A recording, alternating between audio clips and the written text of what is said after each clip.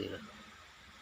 हरि जननी मैं बालक तेरा, हरि जननी में बालक तेरा, हरि जननी में काहे न अवगुण बख्शो मेरा, हरि जननी में बालक तेरा, हरि जननी। हरि गुरु जननी में बालक तेरा, गुरु जननी में काहे नय अवगुण बख्शो मेरा। सुत अपराध करहि दिन कहते, सुत अपराध करहि दिन कहते, जननी के चित रहि न तेते। सुत अपराध करत दिन कहते, जननी के चित रहि न तेते। हरि जननी में बालक तोरा, काहे न अवगुण बख्शहु मेरा, काहे न अवगुण बख्शहु मेरा। हरि जननी मैं बालक तेरा, गुरु जननी।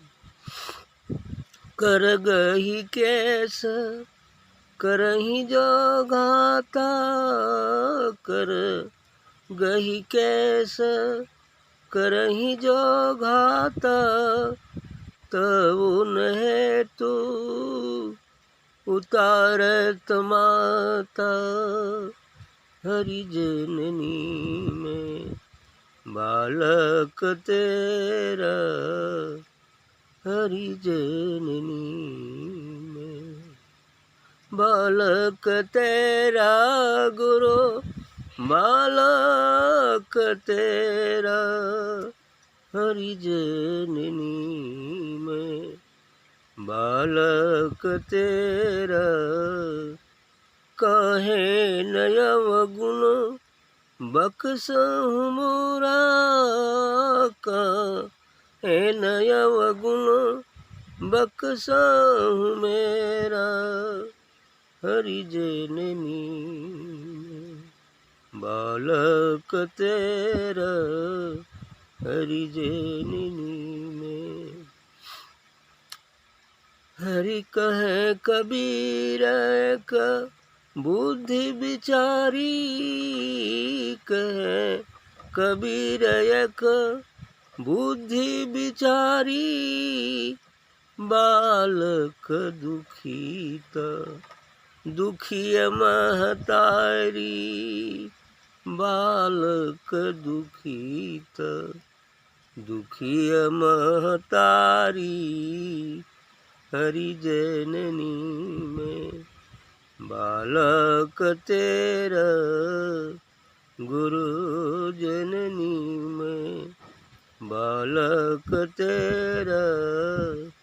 काहे न अवगुण बख्शहु मोरा, काहे न अवगुण बख्शहु मोरा। हरि जननी में बालक तेरा, हरि जननी। सदगुरु माँ के सदृश ही होता है। और कबीर साहब का कहना है कि आप ही मेरी माता है, हरि जननी में बालक तेरा। सदगुरु परमात्मा हरि, हरि जो हर जगह रहता है वही सदगुरु। हरि जननी में बालक तेरा निवेदन करते हैं कि हे सदगुरु, आप ही मेरी माँ है, मैं तो आपका बालक सदृश हूँ, तो काहे न अवगुण बख्शो मेरा। तब मेरे में यदि कुछ अवगुण है, दोष है, तो उसे माफ क्यों नहीं कर देते। काहे न अवगुण बख्शो मेरा, बहुत सारे अवगुण हैं, तो इसलिए निवेदन करते हैं कि मेरे अवगुण को आप माफ क्यों नहीं कर देते। उदाहरण दे रहे हैं कि सुत अपराध करहि दिन किए थे, जननी की चित रहे नीति। छोटा बच्चा माँ का जब होता है शैशवावस्था में, तो बहुत कुछ अपराध करता है ना। कभी कभी साड़ी पर ही टट्टी कर देता है, पेशाब कर देता है। सुत अपराध करहि दिन किए थे। और दूसरी गलती भी करता है, कुछ बड़ा हो गया तो एम ए का उम्मे करेगा, है ना। तो इस तरह से अपराध करते रहते हैं, लेकिन माता उसके अपराध को ध्यान नहीं देती। सुत अपराध करें दिन केती, जननी की चित रही नहीं थी। माँ जो है उस बच्चे के अपराध पर ध्यान नहीं देती। उसी प्रकार इनके कहने का मतलब है, अर्थात ये हुआ कि मैं तो बच्चे सदृश हूँ, सदगुरु तो माँ सदृश है, तो बच्चों से तो गलती होती है, भूल होती है। लेकिन कल बताया गया कि गलती, कोई भी गलती, भूल तब होती है जब एक बार किया जाए। एक बार जो किया जाता है तो वो भूल मानी जाती है। और यह भूल का उपचार है कि जिसके साथ गलती हुई है उससे हम क्षमा याचना कर लें तो माफ़ हो जाए। यदि वही गलती 2 बार हो जाती तो ये पाप हो जाता है, ये पाप बन जाती है। तब उसका उपचार है दंड और क्षमा। दंड दिया जाता है। और वही गलती यदि तीसरी बार हो जाए तब वो महापाप बन जाए। अब महापाप होगी, अब वो मिटने वाली नहीं है। उसको मिटाने के लिए तपस्या यानी पश्चाताप, प्रायश्चित करना पड़ता है। प्रायश्चित करना पड़ता है, तपस्या, ध्यान, सत्संग करना पड़ता है ना। तब उस पाप को धीरे धीरे मिटाया जा सकता है। तो इस प्रकार से इसीलिए कह रहे हैं कि भाई गलती तो हो गई, लेकिन अब उसे माफ़ करिए। उसको ध्यान में नहीं देती। कर गही केस करही जो घाता, तऊ न हेतु तारहु माता।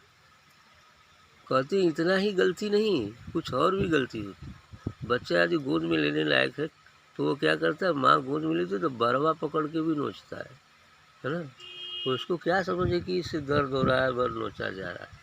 बच्चे को ऐसा कुछ भी पता नहीं, लेकिन वो अपना हाथ उस पर बाल पड़ता है तो कभी कभी उसके हाथ में बाल भी पड़ जाते है ना। तो माता जो है जबरी से छुड़ाती है उसको, नहीं छोड़ो, दर्द कर रहा है। ऐसा भी होता है, ऐसा ही होता है। तो इसलिए कर गई केस करे ही जो घाता, तब वो गोदी में से नहीं उतारती है। हाथ भले छुड़ा देगी बाल से, लेकिन गोद से उतारती नहीं। ऐसा ही उसी प्रकार सदगुरु, मान लो कोई गलती करता है तो सदगुरु परेशान कुछ देर तक होगा, लेकिन उसको समझाने की कोशिश करेगा। यदि वो गलती कर रहा है तो उसे समझाने की कोशिश करेगा, समझाने की कोशिश करेगा। और जल्दी तो उसे हटाता नहीं, लेकिन यदि एकदम अति हो जाएगा तब तो हटाना ही पड़ेगा ना। ये भी बात, ये चीज़ें हैं। और समझदार होकर यदि गलती करे तब माफ़ नहीं होती। बच्चों की गलती तो माफ़ हो जाती है ना। अब समझदार हो जाए फिर भी गलती करे तब वो माफ़ योग्य नहीं है। बच्चा टट्टी कर देता माफ़ हो जाएगा, अब बूढ़ा टट्टी कर दे यहीं पर तब क्या होगा, पेशाब कर दे तो क्या होगा, बवाल हो जाएगा, है ना। तो यही बात है, यानी जब तक बालक अवस्था में है गलती करे तो चल जाएगा, लेकिन यदि समझदार हो गया है और गलती करे तो नहीं माफ होता। कहाँ है कबीर एक बुद्धि विचारी। तब कबीर साहब पर एक युक्ति उपाय सोचने कहें कि बुद्धि विचार करें कि बालक दुखी तो दुखी मत है। तो यदि लड़का के बुखार आ जाए तो कोनो तकलीफ हो जाए तो माई आए माई आओ बहुत चिल्लाए लगी, है ना। ये तो बीमार हो गया, जल्दी करिए दवा ले आई। ठीक है, तो बालक दुखी दुखी मरता है। यदि बालक दुखी है तो माँ भी उसके साथ साथ दुखी होती है और जहाँ संभव है प्रयास करती है उसके दुख को दूर करने की। इसीलिए सद्गुरु भी तो दुखी होता है। क्यों यह मानवता 84 के चक्र में जा रही है, क्यों नहीं ध्यान सत्संग करके और अपने घर को लौट जाती है। ऐसा दुख तो उसे भी है ना? इसी दुख के कारण ही तो संत महापुरुष लोगों को सदुपदेश करते हैं, सही मार्ग पर ले जाते हैं, ताकि वो अपने असली घर अर्थात अमरलोक सचखंड जा सके। तो दुख तो है, यदि ये दुखी है तो दुखी भी होता है। इसीलिए तो उसके अंदर करुणा होती है। करुणा दुख का ही रूप होता। दुख काफ़ी दुखित होता है तब करुणा बस वो लोगों को सदुपदेश करता है कि भाई चलो, क्यों यहाँ परेशान है। आज तो ऐसा हो गया, पहले लोग गांव गांव जाकर, नानक कबीर साहब ऐसे लोग गांव गांव जाकर लोग